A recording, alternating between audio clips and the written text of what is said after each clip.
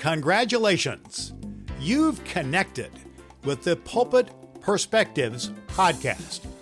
Join Reverend Dr. Kent Lundy as he connects with pastors where they preach, literally at the pulpit of their church.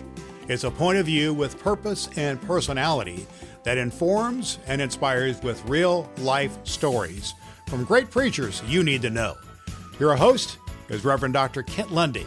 Let's join Kent at a pulpit with a fresh perspective from his guest preacher. Hello and welcome to Pulpit Perspectives Podcast. I'm your host, Reverend Dr. Kent Lundy. Pulpit Perspectives Podcast exists to create connections amongst the North District clergy and their congregations. I'm coming to you from the chancel in the sanctuary at Elkhart Faith United Methodist Church. I'm standing here with their senior pastor, Reverend John Hogsett. John, welcome. Thank you. It's good to be with you, Kent. Well, thank you. So how long have you been pastor of Elkhart Faith United Methodist Church? Sure. It's been about 12 and a half years. So we came in 2012, and so we're on our 13th year here at Elkhart Faith. Wow. And how's that 12-ish years been? It has gone by very quick. When we first came, our goal was to get all of our kids through high school. We have 4 children. And we just have one left in college, so we've almost got them all through college. And so it's been great. Plus, it's been a really good ministry. Oh, good. So what brings you joy? I love, obviously it's the Advent season. I don't know when you put these out, but, I love being with family. My wife and I just got back from England visiting a daughter who is currently there, plus my wife has a sister who lives in London. And so we just love being with family. It's been just an integral part of our lives, and we've kind of passed that down to our kids. And so we just had 2 of our daughters up from Indy not too long ago just to hang out, to play cards, and we still love doing those types of things. That's a gift. That is a gift. All right. Wonderful. All right. So when did you know you were called to vocational ministry? I have a specific answer if you want the specific answer. Yes. So my dad's a retired United Methodist pastor, and growing up, I think it was in the back of my mind, I do not want to do that. You get to see all the behind the scenes and everything, and truth be told, I'm probably much more like my mother than my father. My father's very much an extrovert. My mom, more of an introvert. She was also a family counselor, worked with a lot of troubled kids counseling. And so I was in college studying psychology. And my plan was to be like my mom, not necessarily my dad when it came to my vocation. And so I was majoring in psychology, and there came a point where I thought about going into psychiatry. Of course, to do that, you have to go to med school. Didn't know if I wanted to do that. If I was going to go to med school, I was going to have to buckle down. It was between my sophomore and junior years at Millsaps College in Jackson, Mississippi. It's a Methodist-affiliated college down there. And so it was Communion Sunday at Galloway United Methodist Church in Jackson. And I took communion. It was Communion Sunday, so I took communion, went back to my pew, and prayed my little prayer. God, is psychiatry something you're calling me into? So kind of in my mind, the choice was graduate school, getting my counselor's license, or med school, becoming a psychiatrist. So I, again, prayed my little prayer. And then, again, ministry, as far as pastoral ministry, was not on my radar. Just was not. My wife and I started dating when we were 17. So at this time, we'd been dating a few years. You can ask her. It was not on my radar. Okay. And so I took communion, went to my pew, opened my eyes, and clearly as I see you standing next to me, Kent, I saw Jesus sitting next to me. It's the only time it's ever happened in my life. But literally, as I see you, and as I know this is a podcast, but as I reach out and touch you, that was the reality of Christ coming to me. And no words were spoken, but I had this overwhelming feeling, this overwhelming sense that he was calling me into pastoral ministry. And I tell people it was the easiest decision I've ever made. However, I truly believe that's the only reason I went into pastoral ministry. I don't think I would have done it otherwise. And I remember calling my wife now. At that time, we were dating, and she started crying, and they were not tears of joy. She was raised Catholic, and so just had no really idea of, okay, what does this mean, being a pastor's wife? And so we had to work that out, but we did, and that's my story. I have to ask, because you have me curious. What say more about what Jesus looked like? Everybody asks me that question. Well, everybody. Okay, you got me. And to be honest with you, looking back, and it's been what I remember is, I'll start with this. What I remember is that he looked like what I perceived Christ to look like. If you want details, I'm not sure I can give you details at this point. But what I remember are the wounds in his hands. And so as he was sitting next to me, the thing that I really was struck by and still remember were those wounds. And so people ask me, what did he look like? And really what I come back to is, at that moment, and I don't know if that was me, if that was the situation, but that's what I remember. I remember the wounds of the hands. And, wow. Yeah. Wow. That is a powerful story. Thank you for sharing that. That is a gift. It is a gift. Every time you go to a church, they always ask, someone asks, okay, what's your greatest strength? And I always say, my greatest strength is my faith, because I have literally no doubts. I mean, in addition to that, I've seen miracles, I've seen God working, but I think seeing Jesus face to face, and again, I have no doubts whatsoever in the reality of God and the reality of my Lord and Savior. And so I always say my greatest strength is my faith. Well, and I'm assuming you said Galloway United Methodist Church? Yeah. They counted him as a number in worship that day, right? Oh, I'm sure they did. Absolutely. Okay. Well, I also tell non-Methodists, in the Methodist Church, we have grape juice on communion, not wine. So I wasn't, everything was on board, on level. My eyes were opened. I wasn't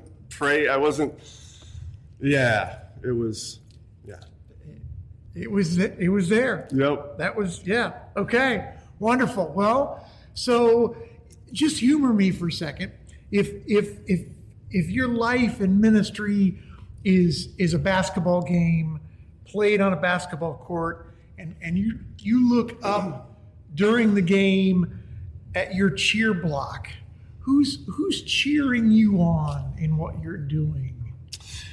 I do think first and foremost it's my family. They really are my biggest supporters. My wife, Marianne, is amazing. Again, we started dating when we were 17. We're both 54 now, and so that's a lot of years either dating, engaged, or married. And the years, I think, for us have just been an opportunity for us to grow closer together, and in so doing, grow closer to God. And so I think first and foremost it would be my wife, but then my kids too. I'm a proud father, but I have wonderful children, and I am sure all of them would be on that front row. But also, there's been so many parishioners in all of my churches, people who have told me that they are praying for me, people who come to me and might say, I know you've had a long week, a hard week with funerals or whatever the case might be, but there'd be a lot of parishioners in those stands too. And I feel blessed that they've come and tell me that they pray for me. And every Sunday morning we have a group of people in both services who pray with me here near the chancel area, and I take great comfort, and that's just a huge blessing as well. And that's something that I did not ask for, but those parishioners wanted to do that, and they've done that since I've been here. So it's really just a blessing every Sunday. Plus, throughout the week, knowing that I've got a lot of people praying for me, which is huge. Right. Right. Yeah. So your stands are full of family and parishioners and allies cheering you on. That's awesome. Good for you. Good for them. Yeah. So where do you go to recharge? Sure. As I mentioned earlier, I'm very much an introvert, which the way I describe that is the way I recharge my batteries is by meditation, by doing things. I need my me time, but it's just not me. I love being in nature. I love exploring this world that God has given to us, and so I love going outside, love walking, love hiking, but I also love exercise. So I try to get exercise in every day. I love the scriptures. It's my favorite devotional. It's my favorite meditation. Just reading God's word, and so yeah. So the things I forgot your question now, but that's okay. Where do you go? That's my ADD coming in. I'm like, where do you go? I'll recharge. Yes. Yeah. So walking, reading the Bible. I also love music. All of those types of things that God has given us just an amazing world. God has given us our five senses, and I'm a big believer. Use those five senses. Mm-hmm. They all bring us closer to God. So what kind of music do you find yourself gravitating towards? I am a product of the 80s. I was born in 1970, and so I love all of that 80s music. And so I'm a big classic rock fan, for good, for bad.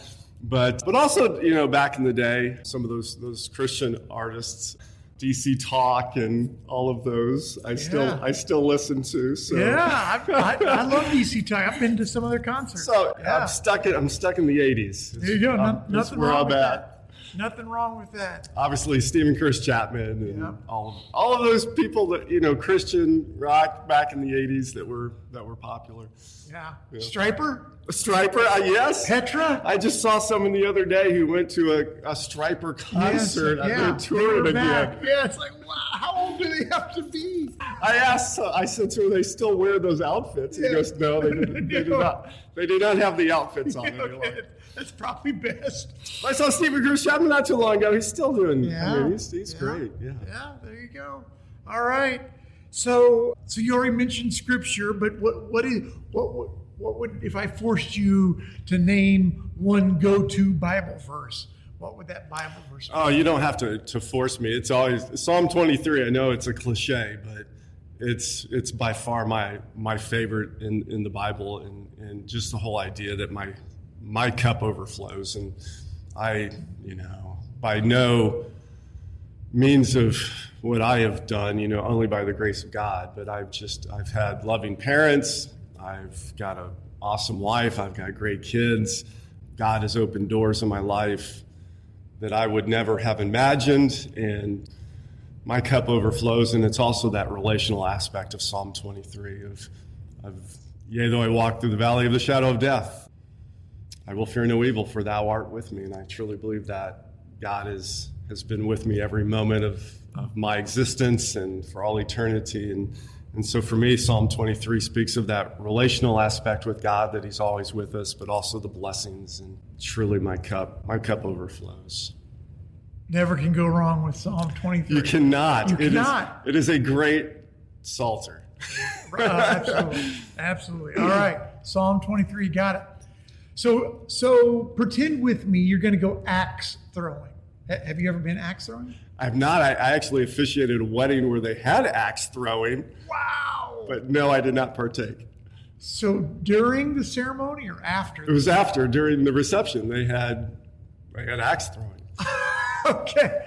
Oh, an axe throwing wedding. That's part of the reason I did not partake. It was in the middle of the summer, so it was like 90 degrees. I'm in a suit. Yeah, I didn't partake. Wow. But they had axe throwing. That's quite the metaphor for marriage. We won't go there. Okay. So axe throwing. Where was I? Axe throwing. So you're going to go axe throwing. Who from the Bible are you taking to go axe throwing with you? Well, I just mentioned Psalm 23. I'm probably David. David would be a good one to, I think more than anything, just the conversation, right? Plus, I think he'd probably be a good axe thrower. But just looking at David's life, the ups and the downs, and he had some downs, but he had some ups, and just I think that would be a great, it's that age-old question of who you'd invite to dinner too. I think David would be, and he'd be interesting, right? I think he would be nonstop talker, and I think I'm taking David. And so I'm hearing in that answer that he would know the craft of axe throwing. He'd pick it up quick, right? He'd be a quick study, yeah. Okay, yeah. Did they have axes back then? I don't know. Yeah, well, what would you ask him? I mean, what would be top of mind that you would want to know that we don't know from Scripture necessarily? Oh, I don't know about that. I would ask, when I think of David, I am always amazed at those low lows that he went through, yet he never gave up. He always turned back to God. And I think I'd ask him about, how did he get through those low moments? And, whether it was someone trying to kill him or him, having an affair or murdering somebody for all intents and purposes, I don't think I'd have to prompt him too much. I think I would just listen. I would want, yeah. How do you go from the agony of defeat to being a man after God's own heart? Yeah. And again, I go back to Psalm 23. I think he walked through those valleys of the shadow of death, but God was with him. It's just that sense of presence of God speaks to me. Okay. David, got it. Axe throwing.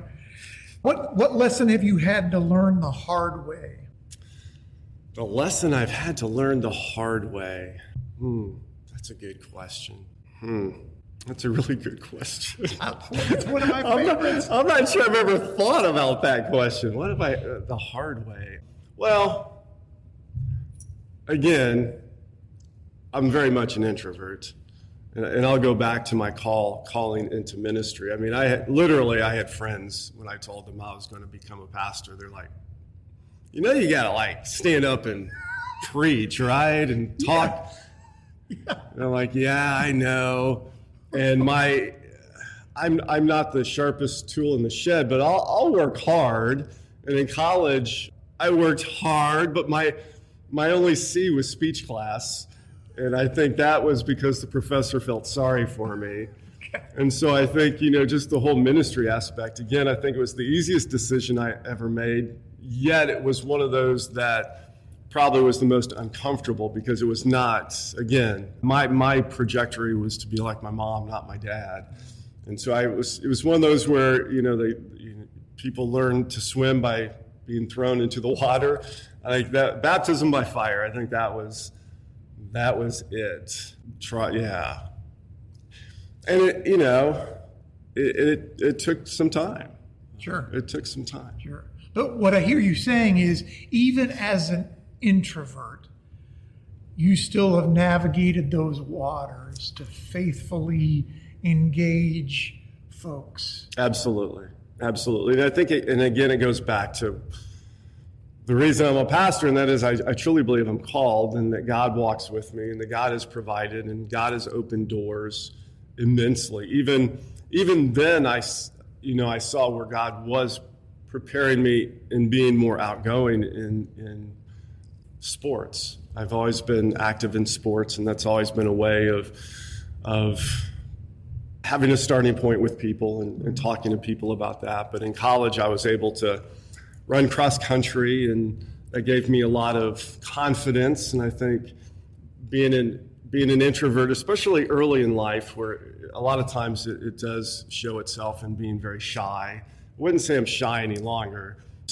Right now, again, it's more how do I recharge my batteries. But back then, I think there was a lot of shyness and not wanting to be in front of people. But running cross country in college gave me confidence. I did well, which again, I only mentioned because that confidence, I think God was building my confidence to a place where I'd actually say yes to the calling. But then again, I say it's the easiest decision because when Jesus sits next to you, how do you say no to that? I guess you could, but yeah. Yeah. Okay. All right. I like it. Got it.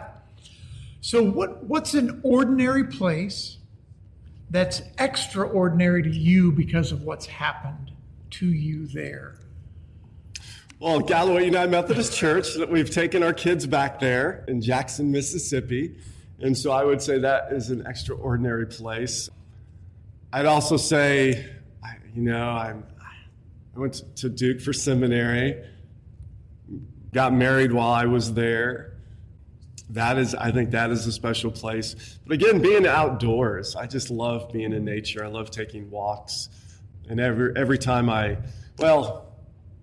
on Sunday mornings, if it's a clear morning, I come early so hope the stars are out if I can see them. And just walking in church on a Sunday morning when it's dark outside, but the sky is clear, and seeing the stars and seeing the heavenly body, for me, that's extraordinary. Just to notice that and to see God and those moments. I think there's moments when you take the time that you can see the holiness that wherever you're at can be holy, can be set apart. But outside, especially on a clear night, a clear morning, which I even did as a kid. I remember going out on a roof, just looking up at the stars and just the magnificence and the awesomeness of the stars and the skies above. I think I've always been attracted to that and just the majesty, the awesomeness of it, the holiness of it. I think it was Thomas Merton that said that the gate to heaven is everywhere. Great, right? Great. Could just be for those that are noticing, like you said. So, yeah, good for you. Great. So, what do you hope your fellow clergy know? When you think about your fellow clergy, whether you know them really well or at a distance, doesn't really matter. But what do you hope your fellow clergy know? I mean, I know it's a cliche, but that God is with them.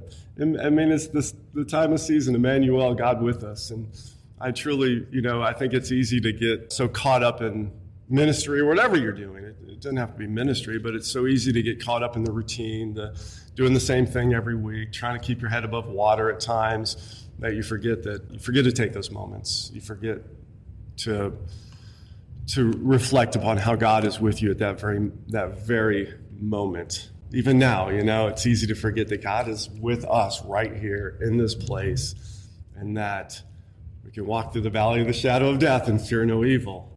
And we need not fear what happens in the world around us. We need not fear what happens in our denomination.